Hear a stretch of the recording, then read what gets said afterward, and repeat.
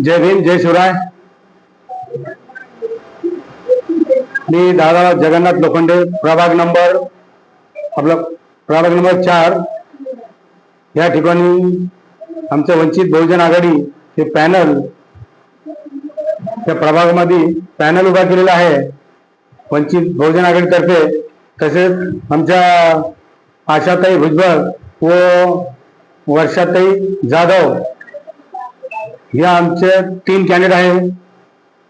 या 3 कॅन्डिडेटला भरभरून मतदान करावं अशी मी सर्व जनतेला एक विनंती करतो.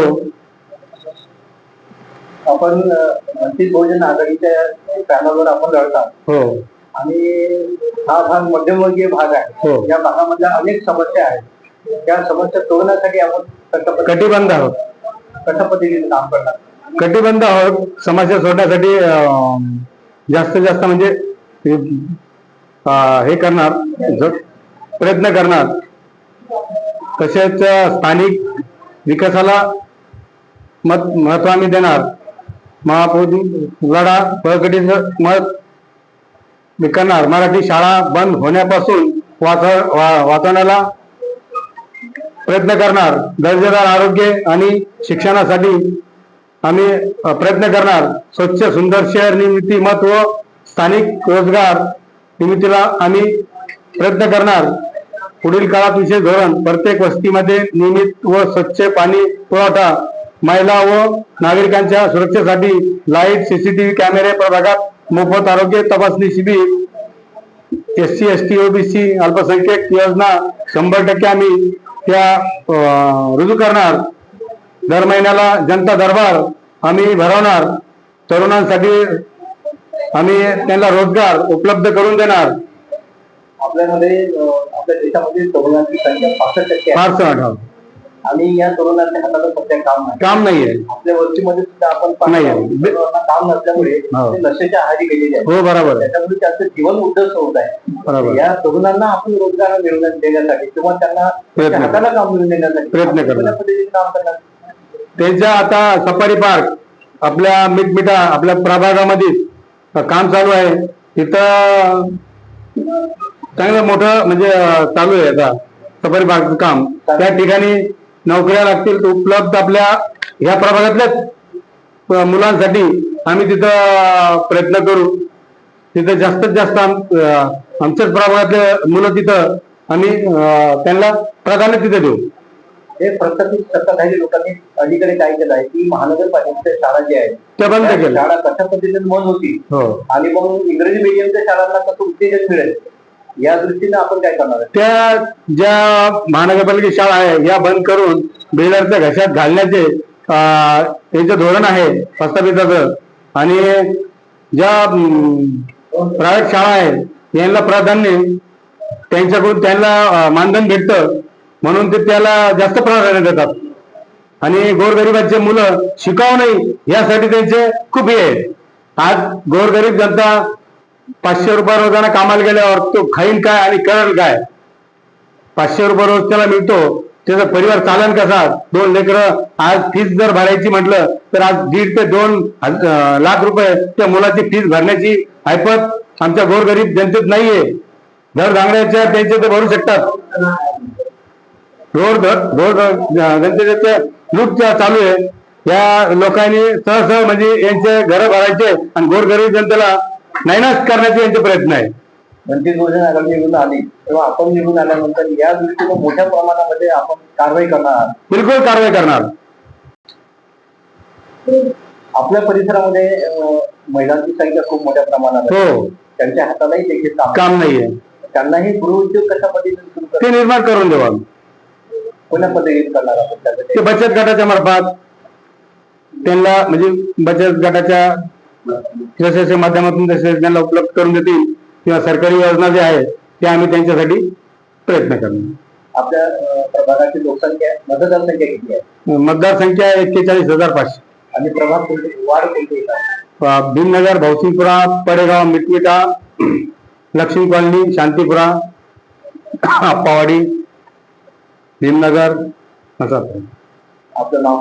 दादाराव जगन्नाथ लोखंडे. परमपूज्य डॉक्टर बाबासाहेब आंबेडकर, शिवाजी महाराज, प्रिय मतदार बांधवांनो, माता भगिनींनो आणि तरुण मित्रांनो, प्रभाग क्रमांक 4 आज तुमच्या सेवेसाठी, विश्वासासाठी आणि आपल्या प्रभागाच्या उज्ज्वल भविष्यासाठी निवडणुकीच्या मैदानात उभे आहे.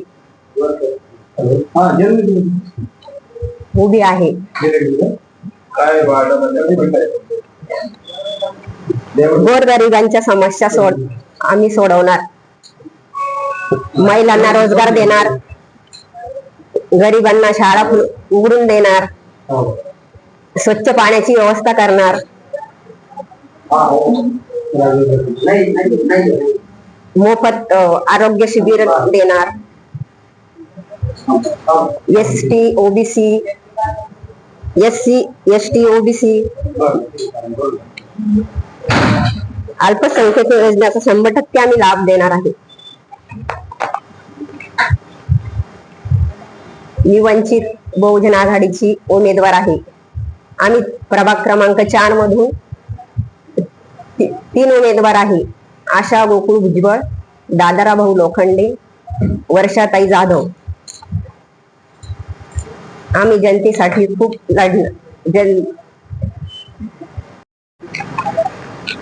सर्व परिवर्तनवादी विचारांना अभिवादन करते. मी या ठिकाणी असे म्हणेल की श्रद्धेय बाळासाहेब आंबेडकरांनी सर्व प्रभागात आपले उमेदवार दिलेले आहेत आणि त्या उमेदवाराला आपण मतदान करून कुठेतरी सत्तेच्या उमेदवारीच्या माध्यमातून त्यांना निवडून आणून सत्तेमध्ये बसवण्याचं आपलं काम आहे. तर त्या परीने आपण प्रयत्न करत आहोत आणि प्रभागामध्ये जेवढे उमेदवार दिलेले आहेत, जसे की दादाराव भाऊ लोखंडे, वर्षाताई जाधव आणि आशाताई भुजबळ, हे 3 उमेदवार आपले प्रभाग क्रमांक 4 मधून उभे आहेत आणि त्यांचं वातावरण बघितलं तर सर्व काही वंचित बद्दल पॉझिटिव्ह आहे, कारण की आपण मुद्देच तसे घेऊन उतरलेलो आहोत निवडणुकीमध्ये. तर श्रद्धेय बाळासाहेब आंबेडकरांचे मी तर धन्यवाद मानते की त्यांनी महिलांना एवढ्या प्रमाणात अशी उमेदवारी देऊन त्यांना संधी दिलेली आहे. तरी या संधीचं कुठेतरी सोनं आपण केलं पाहिजे. स्थानिक विकासाला मत तर वंचित बहुजन आघाडीला मत.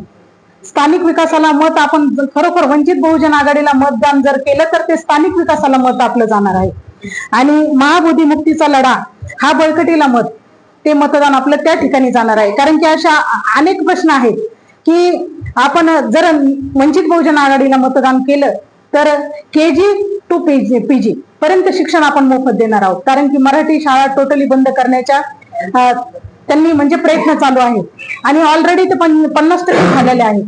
तर मराठी शाळेला त्यांनी एकदम दुय्यम असा दर्जा दिलेला आहे आणि प्रायव्हेट शाळेला त्या जास्त त्यांनी भरभरून प्रतिसाद देत आहे प्रस्थापित. पण आपण गोरगरीब जनता त्या प्रायव्हेट शाळेमध्ये एवढं आपण भरू शकत नाही डोनेशन वगैरे, आणि शिक्षणापासून कुठेतरी आपले विद्यार्थी बाजूला होत चालले आहे, दूर होत चालले आहे.